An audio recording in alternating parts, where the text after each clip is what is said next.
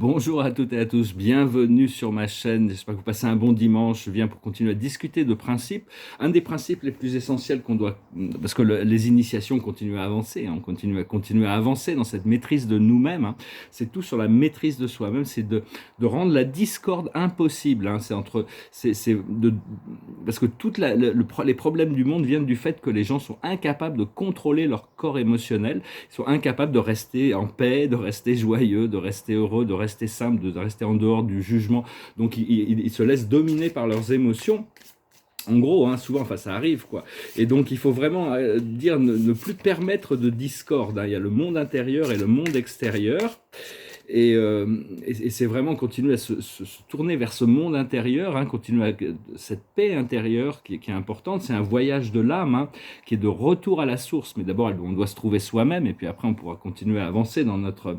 Tout vient du pouvoir de notre autocontrôle, de contrôler nos ressentis. C'est-à-dire que l'âme ne peut, notre âme éternelle, c'est un atome unique à l'intérieur de notre cœur, c'est le créateur, c'est le designer, le producteur, et il prépare des leçons qu'on doit apprendre. Et ces leçons, elles sont sous notre nez, hein. Il y a pas de, c'est pas des trucs complètement. Il faut voilà, aller à l'école pendant des années pour comprendre les leçons de notre âme, hein. Elles sont là, les leçons. Donc on doit les accepter. Et l'âme est obligée elle utilise son propre discernement pour arriver à voir est-ce que l'effort qui a été produit permet l'avancement de la conscience de l'individu. Et à partir de là, elle peut négocier avec la présence je suis pour intégrer plus de lumière divine. L'effort n'a pas besoin d'être parfait, même si bon, le Bouddha explique, c'est la perfection de l'effort. Il a écrit tout un livre, il y a tout un sutra sur l'effort. Mais l'effort, déjà, c'est l'effort de l'intention, et l'effort après, qu'est-ce qu'on doit faire pour intégrer la leçon, hein. Euh, et donc, parce que ce monde dans lequel on vit, c'est l'ego collectif qui le crée, hein, en général. Bon, il y a toutes ces forces de la lumière aussi qui unifient les choses, mais enfin, ça nous emmène dans des labyrinthes dans le temps et l'espace. C'est un peu comme si on était perdu dans le temps et l'espace par moment, hein. Donc c'est vraiment revenir au retour au centre, hein, retour au cœur, parce que le cœur, c'est vraiment la porte de l'univers de la source en réalité. Une fois que notre troisième œil sera ouvert, on aura pu ouvrir toutes les portes qui nous séparent de notre cœur, de l'intérieur, enfin du monde intérieur qui se passe à l'intérieur de notre chakra central. Tout vibre à partir de là, hein, de toute manière.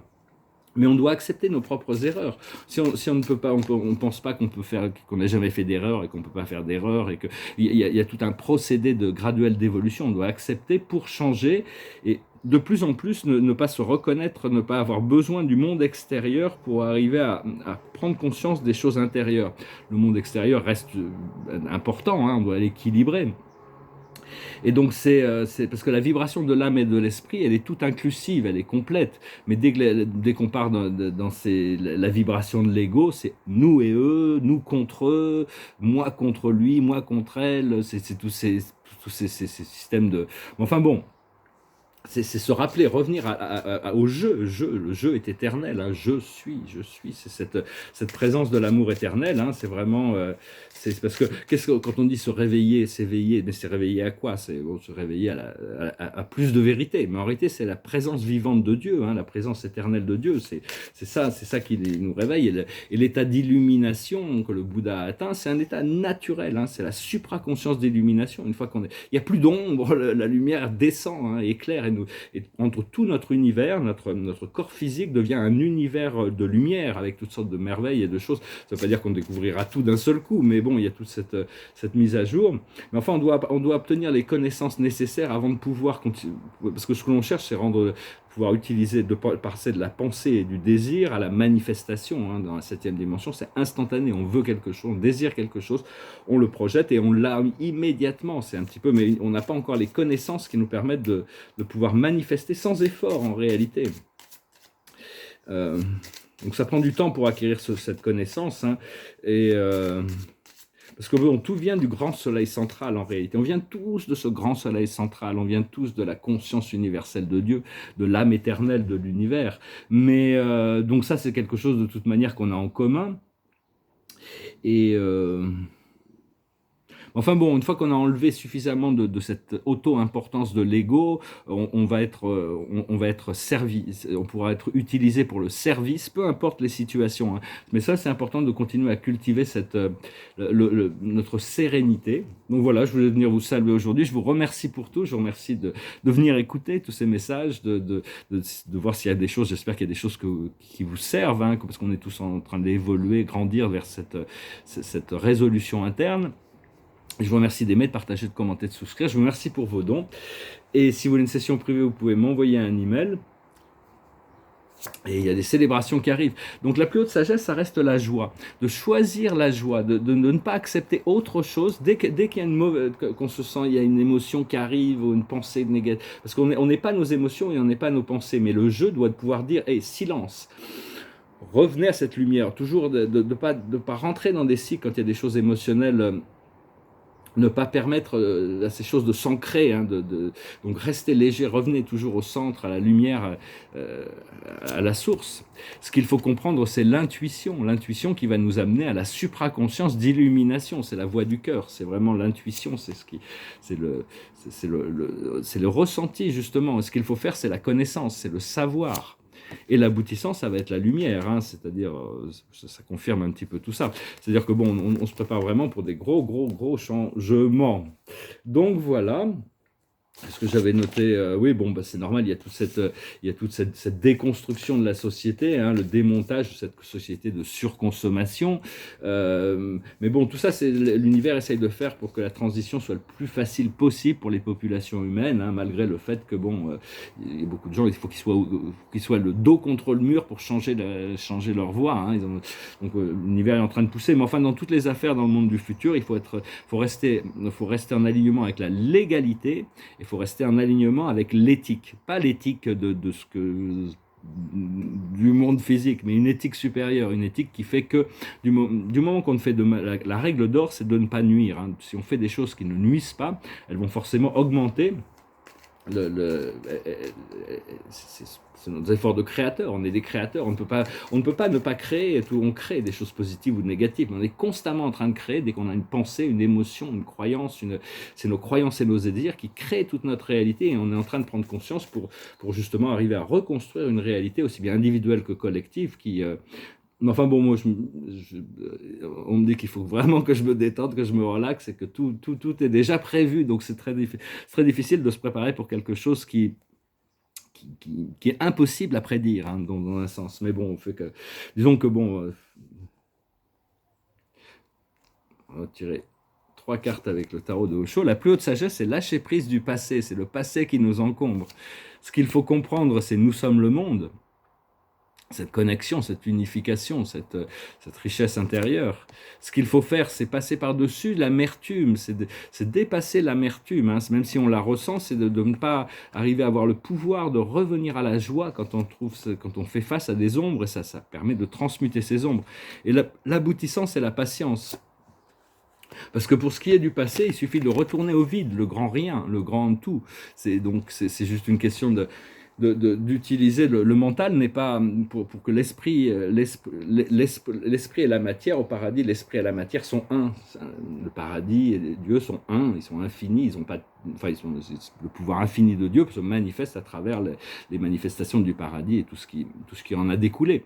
Mais ici dans des planètes dans le temps et l'espace, l'esprit mental et la matière, l'esprit spirituel et la matière, l'esprit conscience de la matière n'ont pas toujours. Donc il y a tout un raisonnement à avoir pour raligner ces... Mais enfin, quand tout est en alignement, il n'y a pas besoin de raisonnement. Et là, ce qu'il faut faire au niveau de l'amertume, c'est qu'il faut être créatif. Ici, c'est la mer, l'universalité, la créativité, les arts, chercher des choses qui vous font du bien, en essence, hein, vraiment toujours se concentrer sur ces choses.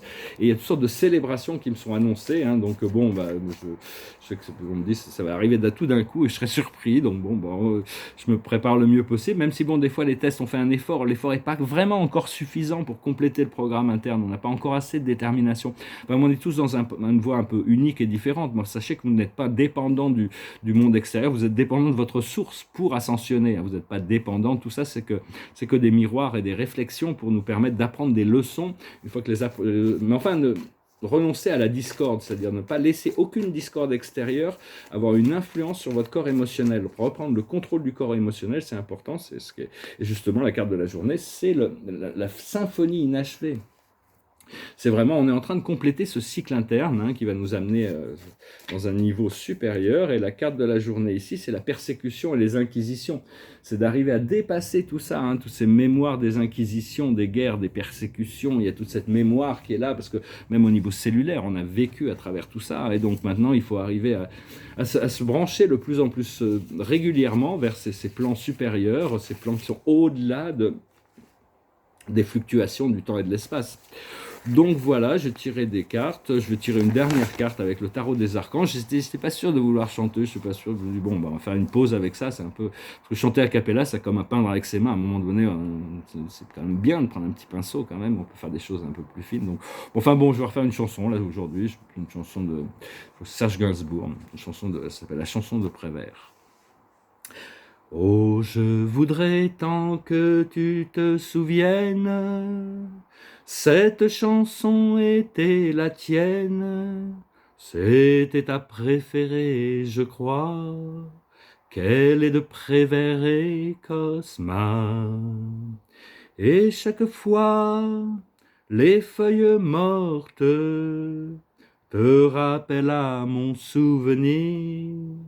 Jour après jour, les amours mortes n'en finissent pas de mourir. Avec d'autres, bien sûr, je m'abandonne, mais leur chanson est monotone, et peu à peu je m'indiffère. À cela, il n'est rien à faire. Et chaque fois, les feuilles mortes te rappellent à mon souvenir. Jour après jour, les amours mortes n'en finissent pas de mourir. Peut-on jamais savoir par où commence et quand finit l'indifférence? Passe l'automne, vienne l'hiver, et que la chanson de Prévert. Et chaque fois, les feuilles mortes te rappellent à mon souvenir. Et ce jour-là, mes amours mortes en auront fini de mourir. Voilà, il y a aussi cette très belle chanson de Prévert hein, qui s'appelle Les feuilles mortes, je reviendrai peut-être un jour dessus. Une très belle chanson qui a été chantée par plein de gens, dont Yves Montand. Et donc voilà, bah écoutez, hein, passez un bon dimanche en tout cas, concentrez-vous sur la joie, ne laissez pas, c'est vraiment, et la carte de la journée c'est encore le chariot, c'est vraiment une annonce de Métatron comme quoi les portes du monde vont s'ouvrir, hein, le chariot. Détermination et self-control. Évolution de carrière, reconnaissance publique d'une réussite. Donc voilà, ça va être bien. Moi, je sais que l'esprit me prépare. Il y a beaucoup de travail. Ça va être agréable de pouvoir aussi me remettre à peindre, mais beaucoup de travail un peu différent. Là, ça va être très, très agréable. Je vous remercie pour tout. Je vous souhaite une excellente journée. Je vous dis à bientôt. Adonai.